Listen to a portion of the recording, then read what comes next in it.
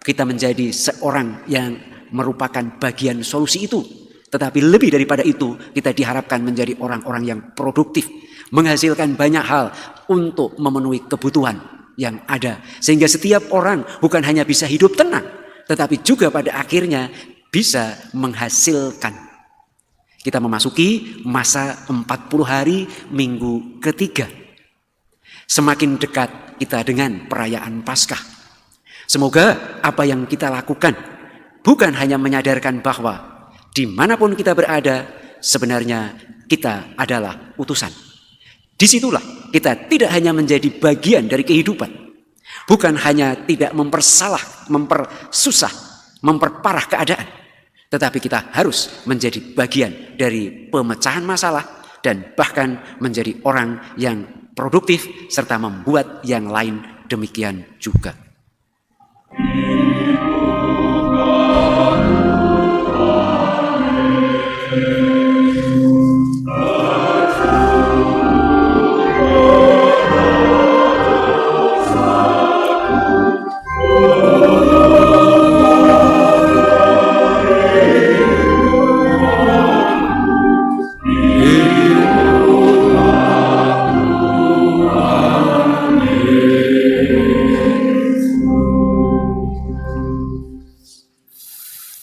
Dalam nama Bapa dan Putera dan Roh Kudus.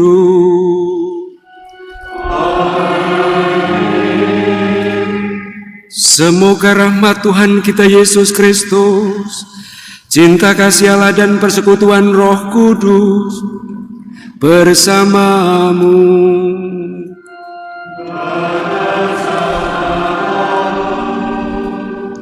Saudara dan saudari terkasih, sudah pasti oleh Tuhan kita ditempatkan dalam kehidupan bersama, entah dalam lingkungan yang kecil, keluarga, maupun yang lebih luas, yang sangat luas di tengah masyarakat. Disitulah kita tidak hanya harus mengambil bagian, tetapi lebih dari semua itu, disitulah kita harus menjalani perutusan kita. Saudara dan saudari terkasih, kita bersyukur atas semuanya itu dan mari kita merayakannya. Dengan pertama-tama memohon pengampunan Tuhan atas segala kekurangan dan kelemahan kita, atas dosa-dosa kita, sehingga kita layak, sehingga kita pantas dalam perayaan syukur, perayaan penyelamatan ini. Saudara dan saudari terkasih,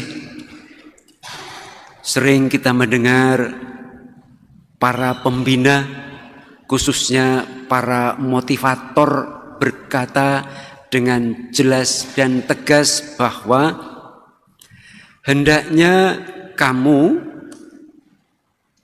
menjadi bagian dari solusi. Lengkapnya, jangan kamu hanya menjadi bagian dari permasalahan, tetapi jadilah bagian dari pengatasan, penyelesaian masalah itu. Mengapa itu ditegaskan? Karena kita sadar, karena saya juga sering menyadari bahwa ketika ada permasalahan, bukannya kita berusaha menyelesaikannya, sekurang-kurangnya menenangkannya lebih dulu, tetapi justru semakin menambah kegaduhan, semakin menambah keruwetan, sehingga masalah tidak segera dapat diselesaikan. Masalah justru menjadi semakin parah. Ketika orang bingung karena ada kabar yang kurang menyenangkan, kita bukan menenangkannya, tetapi malah menambah keramaiannya. Ketika ada masalah seperti halnya pandemi yang menakutkan, yang membatasi, kita seringkali bukannya kita tenang dan juga membuat orang lain tenang, tetapi kita malah justru membuat orang tambah resah dan gelisah. Saudara dan terkasih, itulah yang ingin disampaikan sekurang-kurangnya melalui bacaan pertama mengenai orang Israel saat itu. Mereka itu dalam perbudakan, sudah pasti. Namanya juga orang dalam perbudakan. Mereka tidak bisa serta-merta bebas melakukan apa yang mereka kehendaki. Dan kalaupun mereka itu bekerja keras, mereka tidak akan mendapatkan apa yang mereka perjuangkan itu dengan adil. Bahkan sampai tingkat tertentu mereka pasti sering dipaksa untuk melakukan berbagai hal yang sebenarnya bukan tugasnya, yang sebenarnya bukan kewajibannya. Singkatnya, mereka tentu saja tidak bisa hidup dengan tenang, damai, dan tumbuh berkembang sebagaimana mestinya. Tetapi ketika ada orang yang diutus Tuhan untuk menyelamatkan mereka, ternyata mereka tidak menyadari pertama-tama ini adalah Tuhan yang menyelamatkan. Mereka terlalu sulit pertama-tama untuk meyakini bahwa sebenarnya Tuhan sayang pada mereka. Tuhan tidak ingin membiarkan mereka dalam keadaan yang menderita itu. Bahkan mereka juga tidak menyadari kesulitan Musa. Padahal kita tahu bagaimana Musa itu sendiri mengalami kesulitan untuk meyakinkan dirinya bahwa dia itu utusan Tuhan. Sangat masuk akal kalau Musa itu mula-mula merasa juga bingung. Karena ia sendiri merasa tidak terlalu kenal siapa itu Tuhan. Ia juga tidak terlalu tahu siapa itu Allah Abraham, Ishak dan Yakub itu. Tetapi dia berjuang dengan segala cara, tentu saja dengan bantuan Tuhan, sehingga ia yakin bahwa ia memang diutus dalam keadaan seperti itu. Itulah yang dialami oleh Musa. Betapa ia mengalami juga ketakutan. Selain dia tidak tahu siapa yang mengutus, dia juga harus menghadapi Firaun yang begitu kuat itu. Dan ternyata nantinya kita tahu kesulitan itu bertambah karena orang-orang yang ingin dia bantu, dia bebaskan, tetapi justru memperkeruh keadaan, mempersulit permasalahan. Dan hal itu dijelaskan oleh Paulus. Dua kata utama yang terjadi pada orang-orang Israel yang jelas justru bukan mendukung permasalahan segera selesai, tetapi justru semakin parah. Yang pertama dikatakan oleh Paulus bahwa mereka itu ternyata justru menghendaki yang jahat. Mereka dibimbing, mereka diajak untuk melakukan yang baik, tetapi justru mereka menghendaki yang jahat itu. Betapa contohnya nanti kita melihat, kita tahu mereka bersungut-sungut, itu kata Paulus yang kedua. Mereka justru merasa kecewa ketika mereka itu mengalami ketidaknyamanan. Kalaupun mereka tahu itu dalam proses untuk penyelesaian masalah. Sehingga ketika mereka kekurangan air, mereka langsung menuduh Musa, sebenarnya engkau ingin membebaskan kami atau sebenarnya ingin mencelakakan kami? Ketika mereka itu nantinya ternyata lama tidak mendapatkan makanan yang mereka harapkan, lagi-lagi mereka berkata kepada Musa, kamu sengaja ya ingin mencelakakan dan membunuh kami. Bukankah lebih enak kami walaupun dalam perbudakan, tetapi kami menghadapi sekuali makanan. Tetapi engkau justru dengan maksud membebaskan, tetapi malah justru menyengsarakan kami. Bahkan makanan pun tidak cukup kami miliki. Saudara terkasih, betapa orang-orang Israel itu bukan hanya siap untuk mendukung sesuatu yang baik, Tetapi mereka sendiri dengan keinginan jahat mereka, dengan sikap mereka yang bersungut-sungut, tidak pernah puas, tidak pernah merasakan betapa Allah sayang pada mereka, justru memperkeruh keadaan itu. Saudara dan terkasih, rupanya keadaan ini tidak berhenti di situ. Mari kita melihat apa yang disampaikan Injil. Orang tidak segera bisa keluar dari permasalahannya. Permasalahan justru semakin parah. Karena rupanya cukup banyak orang di sekitar Yesus yang mulai membanding-bandingkan diri dengan yang lainnya dengan cara yang tidak benar. Kalaupun sama-sama mereka menderita, tetapi karena ada orang yang celaka, karena ada orang yang mengalami nasib tidak begitu bagus, mereka dibunuh oleh Pilatus, darahnya dicampur dengan persembahan mereka, maka mereka seolah lupa bahwa mereka itu sedang dalam perjuangan untuk keluar dari permasalahannya. Tetapi mereka justru berhenti dan merasa puas. Toh saya lebih baik daripada mereka. Mereka menggunakan ukuran seolah-olah orang yang mengalami kecelakaan itu, mengalami nasib yang kurang baik itu, dianggap lebih buruk daripada mereka. Kemudian juga mereka oleh Yesus ditegur karena mereka itu menganggap, karena ada orang yang mati tertimpa menara itu, seolah mereka akan berkata, bukankah saya sudah lebih baik? Nasib saya sudah lebih baik. Nyatanya saya bisa ke gereja. Nyatanya saya sudah boleh untuk bekerja. Nyatanya saya setiap hari sudah kecukupan. Seolah-olah hidupnya cukup sampai di situ. Dan kemudian dengan terus-menerus meyakini bahwa mereka itu mengalami semuanya karena mereka jahat, mereka itu berdosa, mereka itu pasti kurang baik dibandingkan saya. Kepada umat yang demikian, Yesus kemudian membuat perumpamaan yang isinya jelas dan pasti.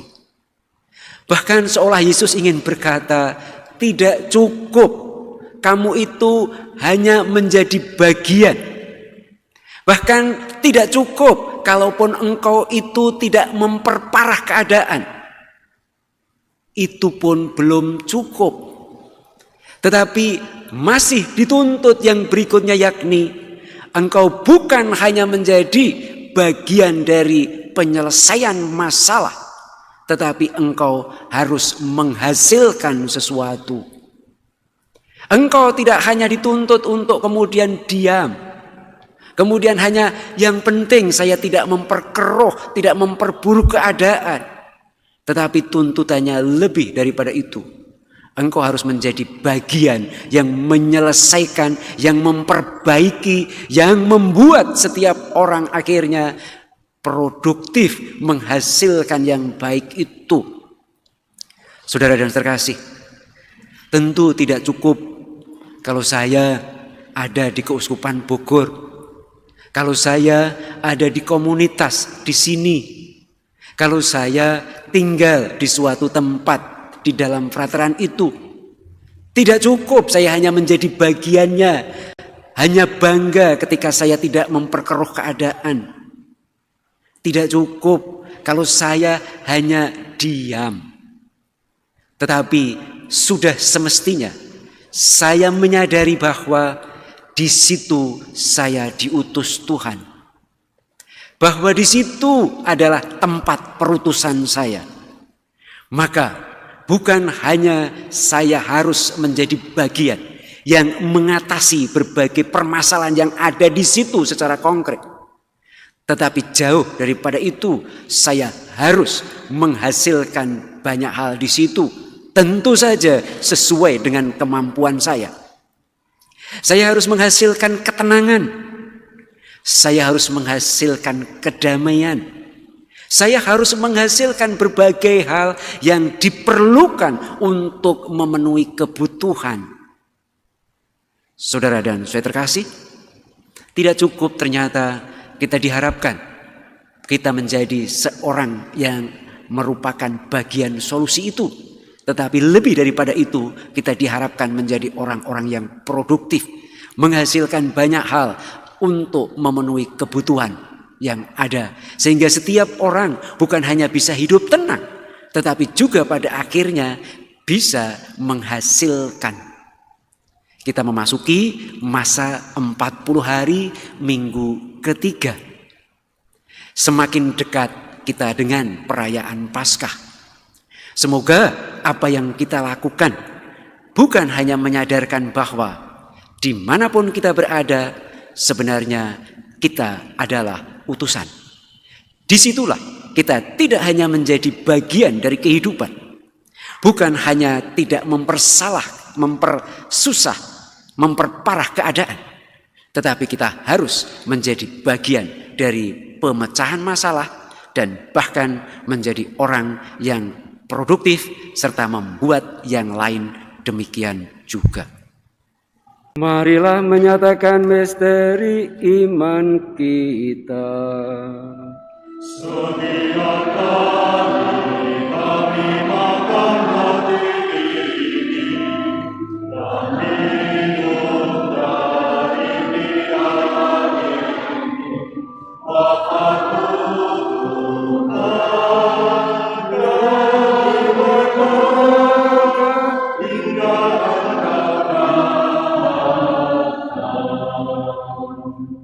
Saudara dan saudara kasih, pertama-tama pastilah karena berkat Tuhan.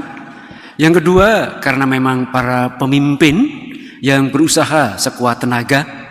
Dan juga karena kita semua yang tidak hanya menjadi bagian tetapi siap menjadi bagian dari solusi. Maka kedahsyatan virus corona mulai tampak berkurang. Karena itu dayanya yang membatasi mulai berkurang. Dan karena itu juga gereja katedral mulai membuka gerejanya, ingin melakukan aktivitasnya sebagaimana seperti biasa. Terlepas dari semua itu, mari kita dukung hal ini dengan selalu untuk menjaga prokesnya, protokol kesehatannya, agar kita semakin lama semakin bebas dari kemampuan dan kekuatan corona itu, dan kita dapat semakin mewartakan iman kita, semakin mewujudkan iman kita, dan pertama-tama semakin dapat merayakan iman kita sebaik-baiknya. Kita tutup perayaan Ekaristi ini dengan memohon berkat Tuhan. Tuhan bersamamu.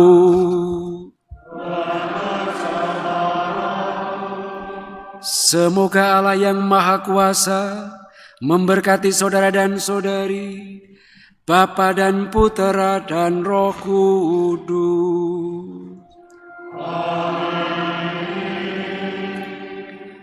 Pergilah, perayaan Ekaristi sudah selesai.